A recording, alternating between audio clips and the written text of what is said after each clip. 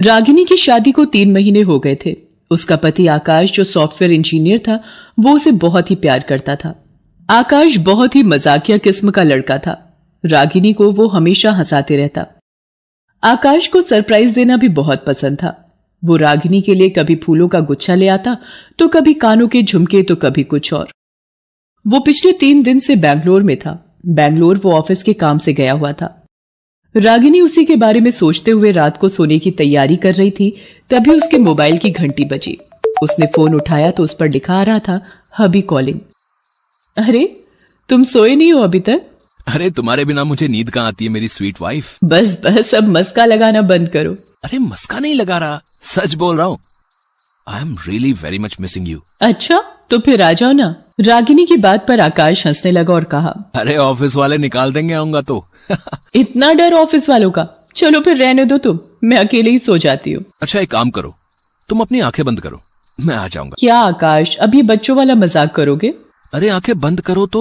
रागिनी ने अपनी आंखें बंद कर ली। लो, कर ली आंखें बंद, अब क्या करना है? अरे, ऐसे नहीं, चलो अब उठो और दरवाजा खोलो। क्या आकाश, तुम भी ना? अरे, जाकर देखो तो दरवाजे पर तुम्हारे लिए क्या सरप्राइज है। रागिनी ने जैसे ही दरवाजा खोला, आकाश दरवाजे पर खड़ा था।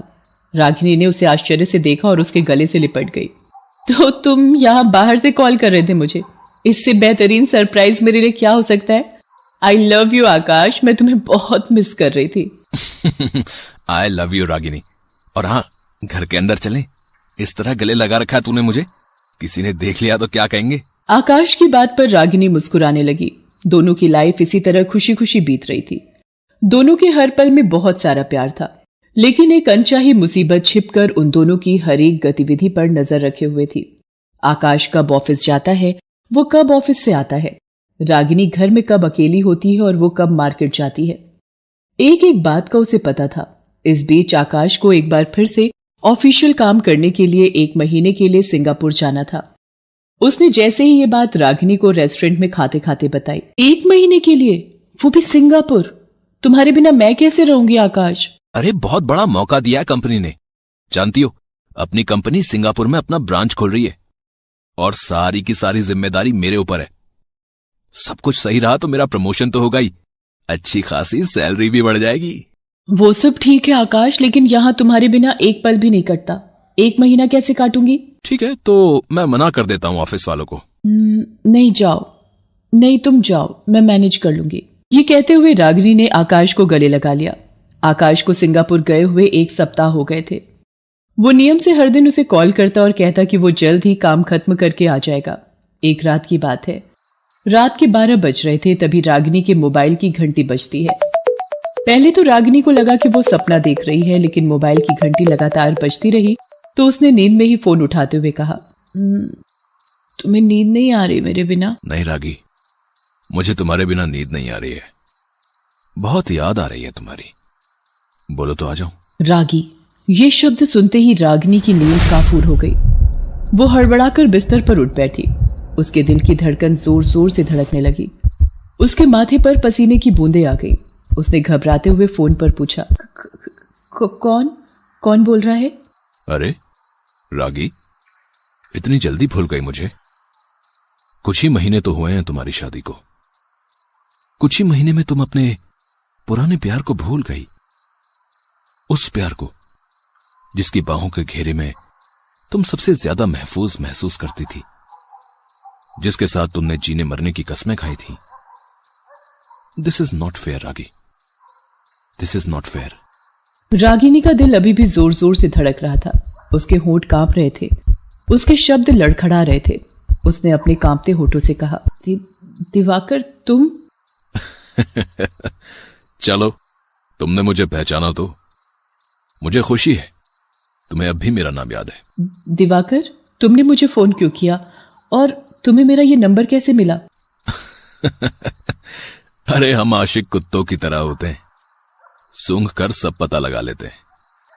और तुम्हें तो पता है कि मैं तुम्हारा कितना बड़ा आशिक हूं। दिवाकर की इस बात पर रागिनी भड़क गई। दिवाकर, मैं एक शादीशुदा लड़की हूँ, तुम्हें शर्म नहीं आती मुझसे ऐसी बातें करते हुए? रागिनी की इस बात पर दिवाकर ठहाके लगाकर हंसने लगा। उसकी हंसी की आवाज रागिनी के कानों में चुभ रही थी। उसने फोन रख दिया। अब ये कहां से आ गया फिर से लौट कर मेरे जीवन में। वो ये सोच ही रही थी कि तभी फोन की घंटी बजी। उसने गुस्से में फोन उठाया और कहा, अजीब मेंटल हो तुम। अरे क्यों कर रहे हो मुझे फोन? तुम्हें समझ नहीं आ रहा कि मैं तुमसे बात नहीं करना चाहती? रागिनी, क्या हुआ तुम्हें? ये तुम क्या बोल रही हो? लेकिन इस बार फोन पर दिवाकर नहीं आकाश था। दूसरी तरफ से आकाश की आवाज सुन रागिनी का दिल फिर से जोर जोर से धड़कने लगा। उसने डरते डरते कहा, आकाश, आकाश तुम? क्या हुआ रागिनी? तुम बहुत डरी हुई लग रही हो। कुछ बात है क्या? और ये तुम किसे कह रही थी कि मैं तुमसे बात नहीं करना चाहती? कुछ नहीं आकाश, वो लगता है मैं नींद में कोई सपना देख रही थी। आई एम सो सॉरी आकाश। अरे मेरे अलावा किसी और का सपना मत देखा करो, नहीं तो मेरा क्या होगा रे? आकाश के इस स्टाइल में बोलने पर रागिनी को हंसी आ गई। कुछ देर बात करके उसने फोन रख दिया। जैसे ही उसने फोन रखा, दिवाकर का फोन फिर से आ गया। रागिनी ने गुस्से में फोन उठाया। तुम पागल वागल हो क्या? क्यों कर रहे हो मुझे फोन? तुम मेरा पास्ट हो पास्ट। अब मैं शादीशुदा हूं, इसलिए प्लीज मुझे तंग करना बंद करो। ये कहकर वो फोन काटने वाली थी कि दिवाकर ने कहा, रागी, फोन मत काटना, क्योंकि अगर तुमने फोन काटा तो तुम्हारी जिंदगी से बहुत कुछ कट जाएगा। जैसे कि आकाश, जो सिंगापुर में बैठा है। आकाश? तुम कैसे जानते हो उसे? मैंने कहा ना, हम आशिक हैं, हमें सबका पता होता है। क्या चाहते हो तुम? तुम्हारा प्यार और पैसा दोनों। अगर नहीं दिया तो पुराने सारे फोटोग्राफ्स सिंगापुर में आकाश की टेबल पर होंगे। दिवाकर की बातों को सुनकर रागिनी का पारा फिर से चढ़ गया। बहुत ही लीचड़ किस्म के आदमी हो तुम। वो तो सही समय पर मुझे तुम्हारी असलियत का पता लग गया और मैंने तुम्हें छोड़ दिया। रागी, मैं जोंक हूं, जोंक।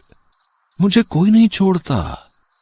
अलबत्ता मैं दूसरे के जीवन से खुशियां चूस चूस कर उसमें गम भर देता हूं। दिवाकर ने रागिनी से 50,000 रुपए मांगे और उसे मिलने के लिए सनराइज होटल में बुलाया। न चाहते हुए भी अपनी शादीशुदा जिंदगी को बचाने के लिए रागिनी मजबूरी में सनराइज होटल दिवाकर से मिलने पहुंची। दिवाकर ने जैसे ही रागिनी को देखा, उसने उसे गले लगाने की कोशिश की, लेकिन रागिनी ने उसका हाथ झटक दिया। ये क्या बदतमीजी है? दूर हटो मुझसे। बदतमीजी नहीं, ये मेरा प्यार है। अपना प्यार तुम अपने पास रखो, मैं शादीशुदा हूँ। अरे शादीशुदा हो तो और भी अच्छा है ना, आराम से दोनों प्यार करेंगे। तुम्हारे आकाश को पता भी नहीं चलेगा। चलो अब तड़पाओ मत, गले लग जाओ यार मेरे। दिवाकर ने रागिनी को फिर से गले लगाने की कोशिश की। उसकी इस हरकत पर रागिनी को बहुत गुस्सा आया और उसने खींचकर उसे तमाचा मार दिया। बेशर्म आदमी, अपनी हद में रहो। मैं यहां आ गई, इसका यह मतलब मत निकालो कि मेरे दिल में तुम्हारे लिए कुछ है। मैं यहां सिर्फ इसलिए आई हूं कि मेरी शादीशुदा जिंदगी को तुम्हारे जैसे नीच आदमी की बुरी नजर से बचा सकूं। और हां, ये रहे 50,000 रुपए। ये कहते हुए उसने 50,000 रुपए दिवाकर के मुंह पर मारे और वहां से निकल गई। लेकिन जैसे ही वो घर पहुंची, उसने देखा कि आकाश सिंगापुर से लौट कर आ गया है। उसे देखकर उसके चेहरे का रंग उड़ गया। आकाश, तुम कब आए? क्या हुआ रागिनी? मुझे देखकर तुम इस तरह चौंक क्यों गई? क्या तुम खुश नहीं हो मेरे आने से? खुश? हाँ, खुश हूं ना, बहुत खुश हूं। तुम्हें देखकर लग नहीं रहा है रागिनी। कुछ बात है क्या? कहीं तुम मुझसे कुछ छिपा तो नहीं रही हो? नहीं, मैं क्या छुपाऊंगी तुमसे। खाओ मेरे सर की कसम। ये क्या बच्चों वाली बात है आकाश? रागिनी, ये माना कि हमारी शादी को बहुत दिन नहीं हुए, लेकिन मैं तुम्हारे चेहरे को देखकर, तुम्हारी बातों को सुनकर पता लगा सकता हूं कि तुम परेशान हो। बोलो ना रागिनी, क्या बात है? आकाश की बातों को सुनकर रागिनी उसके गले लगकर रोने लगी और उसे दिवाकर की सारी बात बता दी। आकाश, मैंने कुछ गलत नहीं किया है। मैं तुम्हें खोने से डरती हूँ, इसलिए उससे मिलने गई और उसे पैसे दिए। मुझे माफ कर दो आकाश, मेरे पास कोई ऑप्शन नहीं था। रागिनी, तुम्हें मुझे ये बात पहले ही बतानी थी, लेकिन कोई नहीं, तुमने मुझे सब कुछ सच सच बता दिया। ये बहुत बड़ी बात है। देखो रागिनी, पति पत्नी का रिश्ता विश्वास पर टिका होता है, और ये विश्वास है तो छोटा शब्द, लेकिन सारी कायनात इसी पर चलती है। वो ये बात कर ही रहा था कि दिवाकर का कॉल फिर से आ गया।